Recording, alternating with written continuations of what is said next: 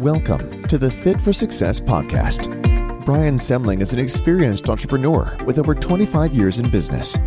He is the founder and CEO of Blitz Innovation. He has built several brands such as Brian's Toys, a collectible toy business, to several Amazon FBA brands like Strictly Bricks and Clever Creations. His latest adventure is Rovux, a modern athleisure footwear brand which can be found at rovuxfootwear.com.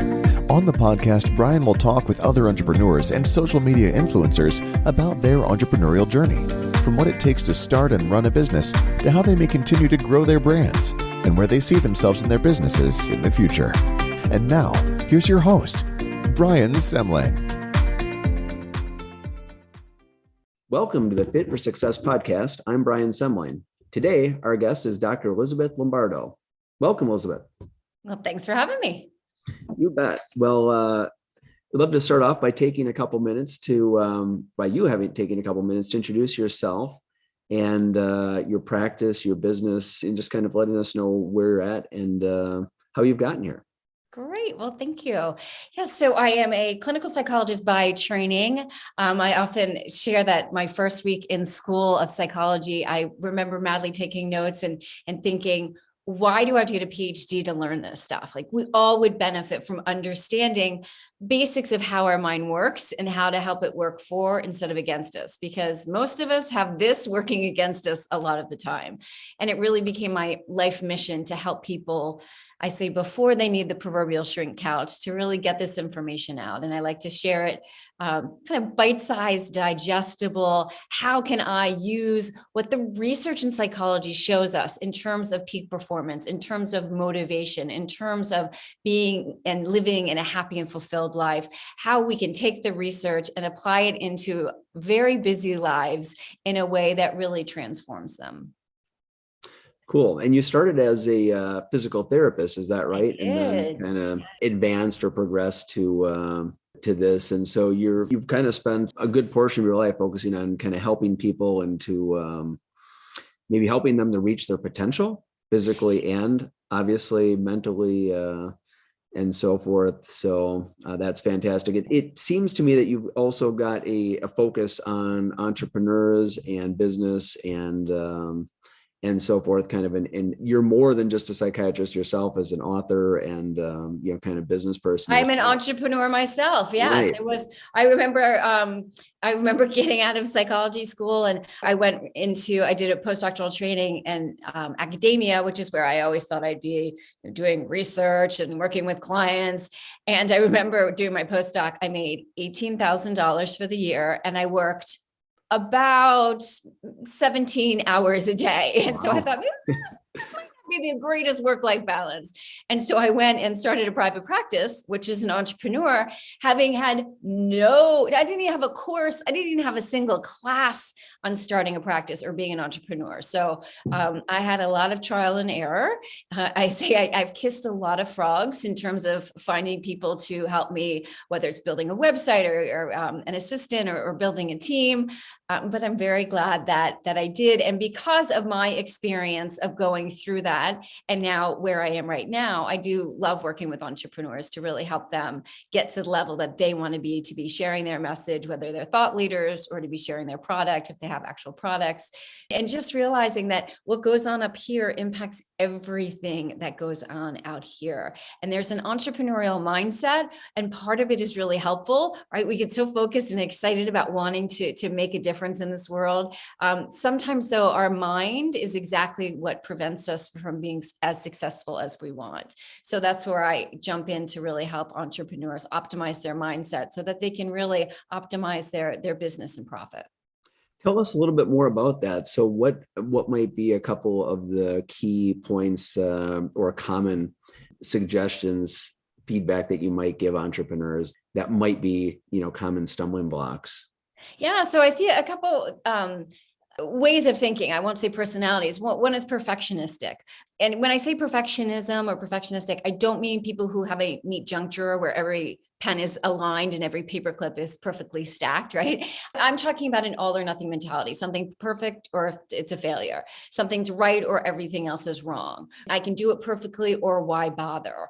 New Year's resolutions are a great example of this, right? January 1st comes and people might say, oh, I'm giving up all sugar, all booze, and I'm going to the gym every day. And then January 2nd happens and, oh, I didn't get to the gym. I had one cookie and ruined my diet. I might as well have the whole plate.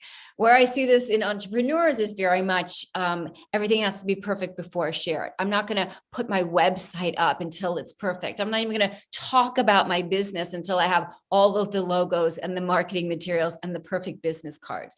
And so that notion of that all or nothing, perfect or forget it, perfect or failure really interferes with a lot of entrepreneurs. Part of perfectionism also is that fear of failure, because the perfectionist thinks it's perfect or it's a failure. But then if it's a failure, the business, the presentation, whatever it is, they take it one step further. And if it's a failure, then I'm a failure. And Right. that fear of not just failing, but being a failure can really hold a lot of entrepreneurs back. Another place where I see it with entrepreneurs is what I would call imposter syndrome. That notion of I'm in way over my head and people are going to figure it out. I see this a lot with people who, for example, if I'm working with a coach who thinks, oh, I have to get a PhD in psychology in order to open a practice. I have a PhD in psychology and that's lovely. And I'm not discouraging anyone from it, but you don't have to have a high degree in order to be successful in being an entrepreneur. So just helping people kind of change that mindset. I was working, for example, with a neuropathic doctor. So she went to school for postgraduate, what is that, 5-7 years? She wasn't a medical doctor. And so she had this, I'm not good enough. People aren't going to listen to me. People aren't going to buy from me, kind of inner critic echoing throughout her mind. Once we were able to change that, her business is thriving. Interesting. So imposter syndrome and perfectionism being two of the common stumbling blocks. Are those for any particular reason more common in entrepreneurs than other people, or are those things that all people have somewhat that are common in the broader population? Yeah, they're pretty common in the broader population. It presents differently. So someone who's more in the corporate world, imposter syndrome, we tend to see the higher up you go on the ladder. Perfectionism, that all or nothing, kind of that notion of giving a presentation and you make one mistake, right? Whether it's on stage or a sales presentation or even just an important conversation, making one mistake and later replaying that mistake over and over and over in their heads. That's kind of a perfectionistic point of view. Is that unique to entrepreneurs? Absolutely not.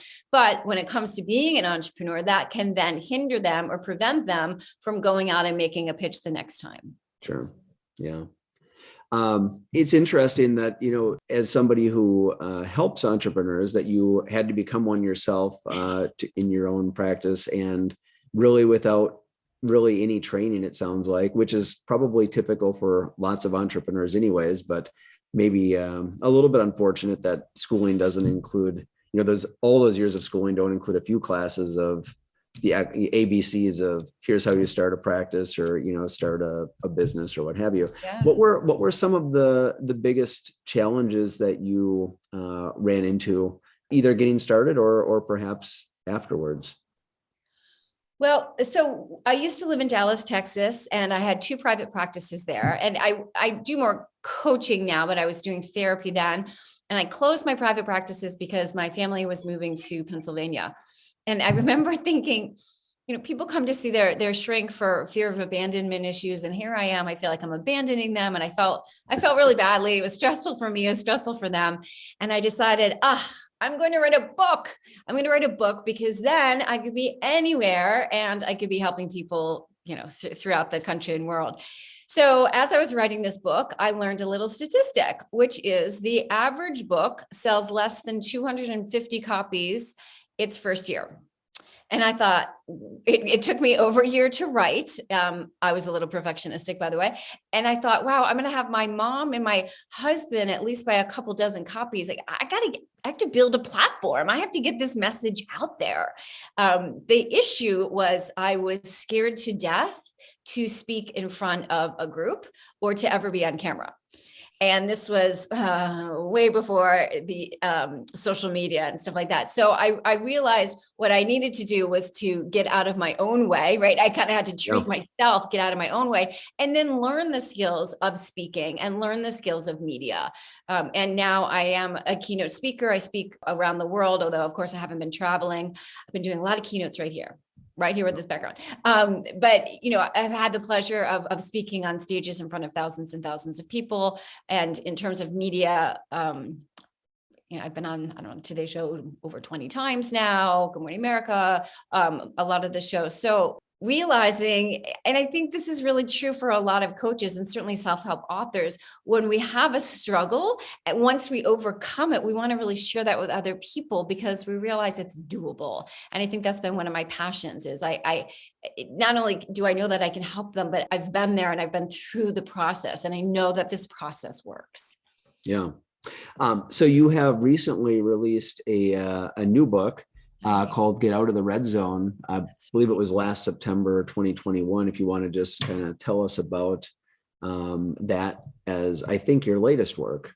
That is my latest book, indeed, my latest baby, as I say. So Get Out of the Red Zone, transform your stress to optimize true success. And when we talk about the red zone, I'm not talking about the football red zone, but rather the psychological red zone. The psychological red zone is when we're at high levels of stress. So if you think of stress as being on a continuum or scale from 0, not at all, to 10 out of 10, the most stressed out you've ever been. The red zone happens when we're at a 7 out of 10 or higher. So 7 and 8 and 9 or 10, that's when we're in the red zone. And in the red zone, we tend to think differently and we tend to act differently. So I'll give a quick pop quiz to see if you can relate to any of these. Have you ever said or done something that you later regretted? I think everybody has, including me. And what was that? No, I'm just kidding. Have you ever procrastinated or avoided an important project? Sure. Probably, right. Have you ever felt so overwhelmed that you maybe couldn't focus or you couldn't sleep? Probably. Sure. If you answer yes to any of these, then you were in that psychological red zone. So it really impacts how we think, how we feel, and what we do. And just to understand that a little bit, so that's how we know we're in the red zone, by kind of having that type of, by finding ourselves in those places. Is it something what causes us to be there, and how do we get out of it? Yeah. Well, a lot of times people think what causes us to be there are external events, right? Maybe it's the pandemic, or maybe it's someone like a mother-in-law that we think, oh, they put me in the red zone. But it's actually not external experiences. It's what we say to ourselves about those external experiences. And the best way I can explain this is when I was doing my postdoctoral training, I worked at a major trauma center. And one day I got a consult for a gentleman who was an electrician, and we'll call him Roger. And Roger was working on a wire that was supposed to be inactive. Unfortunately for Roger, it was quite active, such that when he touched the wire, a volt of current went through his body and burned him so severely that the doctors gave his wife the following options. We can let him die, or we can surgically amputate his arms to try to save his life. So the decision was to surgically amputate his arms. And I received the consult to go in as a psychologist to help him out. Because in my mind, obviously he's feeling depressed and hopeless and helpless. He has no arms. We talk about red zone. Of course he's in the red zone. Right. And I remember knocking on his door and going in, and there was Roger with a big smile on his face. And I thought, what's going on? And what he told me was he was so grateful that his life had been saved. He was so grateful he was still here on this earth. And he was absolutely convinced he was saved for a reason. Right? He didn't know what it was, but he was so excited and so grateful to figure out what this next stage of his life was going to be.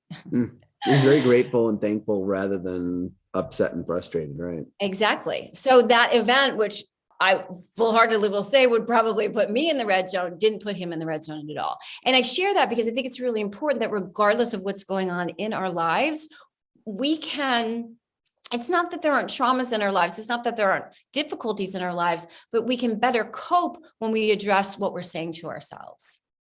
So if somebody finds themselves in the red zone, which is probably pretty common, at least from time to time, pretty common with most people. Yeah. and there's an awareness, you're bringing awareness to this. What can we do what are some steps we can take to get out of the red zone so that we can be happier, healthier, make better decisions, ultimately be more successful, hopefully?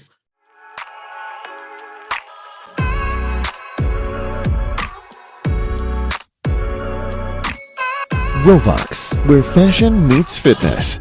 Exactly. Because in the red zone, we aren't really thinking rationally, right? In the green zone, that's when we're using that frontal lobe, that beautiful structure that differentiates us from other animals. It allows us to engage in executive functioning, problem solving, perspective taking. That's what we really need as entrepreneurs to be successful.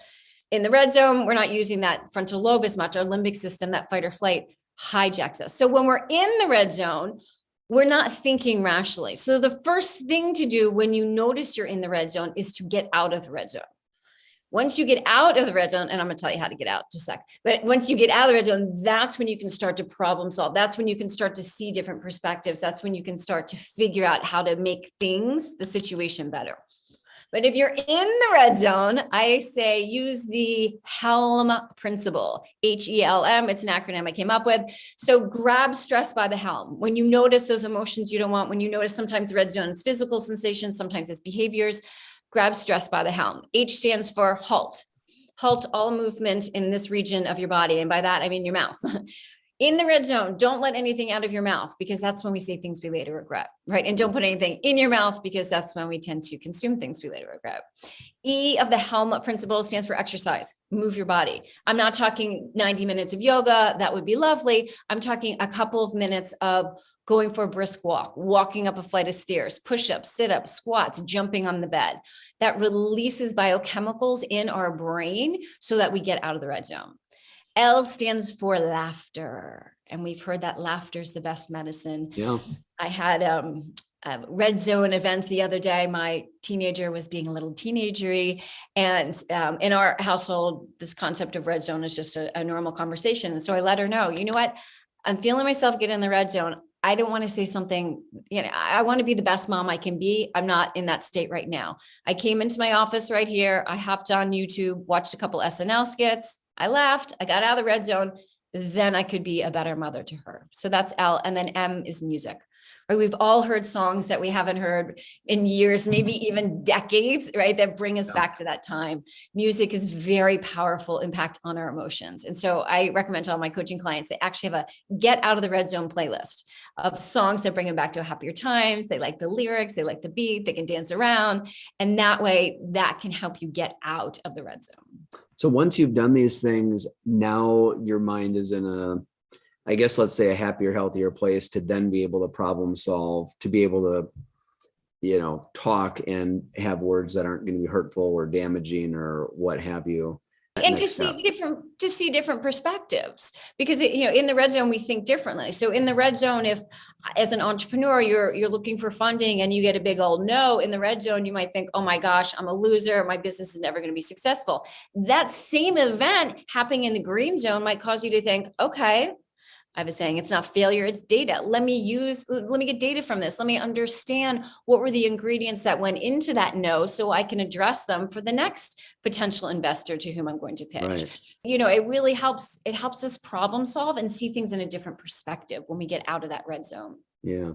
It makes sense. I mean, I think an easy takeaway is just being aware that there is a red zone, that it's kind of physical and mental. And if we're there, we kind of know some of the signs or symptoms of what that looks like, to then go through the helm exercise and just take a few minutes, maybe it's an hour, maybe it's a few hours, but a little bit of time to proactively try to de-stress, get out of that red zone so we can then deal with whatever that issue is more appropriately, and probably in a healthy way, in a way that's going to lead to, success versus, something that's just negative, basically. Exactly. Yeah. So we want to be reactive when we notice ourselves creeping up, but that word that you just used is so important, proactively. So one of the things I see a lot of entrepreneurs is working, maybe not 24/7, but working a whole lot, thinking I have to keep, working and putting my time, energy, and effort into the business in order for it to grow. I mentioned before, I have a practice for sports psychology. And one of the things I remind all of my elite athletes is it's important to train hard and it's important to rest hard. Because if you don't have one of those components, you're either going to get injured or you're not going to be very good. Right. Entrepreneurs need to remember that too, right? It's great to focus and work. And it's also really important to take time off. And I don't mean, 5-week vacation, although that's lovely too. I mean, just periodically during the day, what are you doing to address your stress? Are you getting the sleep? Are you meditating? Are you exercising? Are you spending time with loved ones? They're all being mindful. They're all these different practices that we can incorporate. Even I often tell my coaching clients using a 3x5, 3 times a day for just 5 minutes, doing something healthy and helpful to bring that stress down. Because what that will do is then when you're working, your focus, your concentration, your creativity, your problem solving is so much stronger, and you get so much more done in a lot less time. Yeah, no, that's good advice. So what we've just talked about for a few minutes is reacting to an awareness of and reacting to the red zone. Are there things we can do to be conscious while we're in the green zone to just stay there? I would think things like exercise and some of these same things that get us out can help us stay there. But is there another side to this coin, basically, to kind of maximize time spent in the green zone so that we don't end up in the red zone? Yeah. And one thing is just being really mindful, being really present as to what's going on. When we're in the red zone, we tend to we engage in what in psychology we call regret orientation. Shoulda, woulda, coulda, replaying over and over again negative events in our, that happened.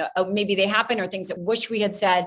We're either stuck in the past, or a lot of times we're what we call fortune telling in a negative way. We're predicting the future negatively. What if I don't get the funding? What if I can't pay my bills? And that type of thinking puts us in the red zone and keeps us in the red zone. But when we can be really present in the green zone and we can really enjoy that, it's like having a gift that you haven't unwrapped if you aren't being present. And I'll share, if I may, just a personal story from my own life. My husband, the love of my life, we have been together for over half of my life. Actually met at a gym. 7 years ago, was diagnosed with ALS. So prognosis of 3 to 5 years. 5 years ago, he was very ill in the hospital for 80 days, and he was vented, which means he has a hole in his neck. He's on a ventilator, and he's on a feeding tube, and he's completely paralyzed. He can move no part of his body except his eyes. And his hands are contracted, which means they are literally stuck in this position. So in order to hold hands, I put my finger right in his contracted fingers. This is how we hold hands. To say that it's stressful would certainly be an understatement. But when we're mindful and we're really present with each other, we can enjoy each other a lot more. So the other day, my daughters, we have a 15 and 17-year-old daughters, they somehow had gotten a hold of my husband Jeff's yearbook, and they were looking through the yearbook and making fun of the fashion from the archaic times, as they like to say. Yeah. And they were reading the inscriptions. And one of the inscriptions was, "Dear Jeff, it was great to meet you this year. I hope to get to know you better. Heart, Laura." And the girls were like, "Laura? Who's Laura, Dad?" Now, again, my husband can't speak, but he has something called an eye gaze board, which is basically an iPad, but instead of using your finger, you use your eyes, and he can spell things out and hit a microphone, he'll speak. So when the girl said, "Dad, who's Laura?" you could see his eyes madly darting, trying to respond to this. And he hit the microphone, and out came, "I was a stud." Which he was a stud, and of course it made us laugh. And so it's those little things in life. It's being really present to those little things in life that help us stay in the green zone and enjoy that green zone even more. Cool. So you obviously just recently wrote this book. What made you kind of step out and realize you've been practicing for a number of years to realize that this was something that needed to be communicated, and you've realized it, I'm assuming, in your own practice, in your own life. Yeah. So why did this stand out versus kind of everything else that, what this kind of has a purpose? I think your purpose, one of your purposes at least, is to kind of communicate this, right? So right. Yeah. And you've just done a great job, I think, of explaining some of it, but was it just obvious to you that this is what was, the world needs to hear this basically? And there is a physical aspect to this that isn't just, it isn't like you talked about the exercise, the breathing, there's a laughter, there's all these different components of it basically, right? Yeah, go ahead. Yeah. And really the key getting out and staying out of the red zone is to actually rewire our brains, because a lot of people, if you think of every thought are just nerves firing in your brain in a certain way, we have a saying in psychology, nerves that fire together, wire together. Once you have a thought, you're more likely to have it over and over and over and over again. And what I was seeing in my private practice and in coaching was a lot of my clients had these red zone thoughts over and over and over again, and it became their norm. Yeah. And I wanted to create a system that was, it's not rocket science, right? But it's rocket fuel, because these very simple things, when you identify being in the red zone, you can then help your relationships. You can address it to help your health, because we know that stress causes or exacerbates 90% of all illness. We can help our businesses, and I work with entrepreneurs, but I also do a lot of training in corporations on this exact topic. So realizing that, again, we don't have to get a PhD to learn this, but there are simple concepts that we can apply in our everyday lives that are really going to transform our lives. And I also wanted to bring it in because it kind of depathologizes mental health. Right? I think mental health, I'm not glad that there are a lot of celebrities coming out saying that they are struggling with mental health, because I feel badly for them. Having said that, this more normalization that people struggle with mental health issues. There's nothing wrong with you. It's just, it's part of many people's experience. And so having a term of red zone, I'm feeling in the red zone right now, as opposed to I have clinical depression, can really depathologize it, so that we can all just say, you know what, I'm feeling a little red zone right now. I'm going to take some time off. I'm going to take, mental health day. I'm going to go for a walk. And so that to really give people this language that feels comfortable, whether you're in the office setting, whether you're talking to colleagues or your family. And my goal is that this becomes normal speak, right? That this becomes a normal conversation. I was working with a company and doing some coaching with the executive team after I'd given a keynote about the red zone the next week. And I was talking to the CFO, and she said, after learning about this concept of the red zone, she asks people before she goes into a meeting with them, where are you on that scale? And she said, I was meeting with my financial analyst. He was at a 9 out of 10. And I knew his brain wasn't going to be optimal for this meeting. So she postponed the meeting. She got this guy a Grubhub gift certificate, go get some food. And the next day they met and they had a great meeting. So first of all, look at how that really positively impacted the productivity of the company. But second of all, when a leader can do that for someone on their team, what is that saying to their team? I care about you. You mean something to me. And that's going to increase engagement. It's going to increase loyalty, decrease turnover. And that's going to have a positive impact on any business. That's really neat. Well, I think we've got a book for everyone to go out and given us all enough information to, I think, inspire us to go out and let's read this book and learn more about it, basically, because it is, we're all at times frustrated and probably at risk of, some of this negative thinking or whatever stressful thoughts, and just to be able to be aware of it and to be able to steer out, basically, and or to just be more mindful of being in the green zone, know that you're there, and that in and of itself can kind of help you, I would imagine, reduce your time or minimize your time in the red zone. So that sounds great, and really I think there's a good purpose there to really help. You've shared your your own kind of testimony and how your family has responded, and how you personally respond with some of these things, and how you've impacted a lot of others, and hopefully many more into the future. Where do you see yourself, your practice, your career going in the next several 5, 10 years? What any goals, aspirations, trajectories that you see yourself continuing on? Yeah, thanks for asking. So doing a lot more speaking, keynote speaking, hopefully traveling some more. During the pandemic, I opened another business, because don't entrepreneurs just love opening new businesses? It's called Elevive, which stands for Elevate Your Mindset, Thrive in Life. And it's really geared towards, it used to be just my sports psychology, but it's geared towards teens and parents of teens. The average, this is pre-pandemic, the average level of a teen pre-pandemic was equivalent to the average level of a teen in the 1950s who was institutionalized. Our teens are struggling, our parents are struggling, trying to help them. And so really offering mind skills training for teens and parents has been a really big passion project for me as a mom with two teens myself. That makes sense. So is there anything that I haven't asked today that you wished I would have? No, I don't think so. It's been a pleasure to be with you. I appreciate the opportunity to chat with you. Yeah. So just to take a minute to clarify for our audience how they can find more about you and, this book, your website, your practices, any of that type of information. Yeah, they can go to elizabethlombardo.com.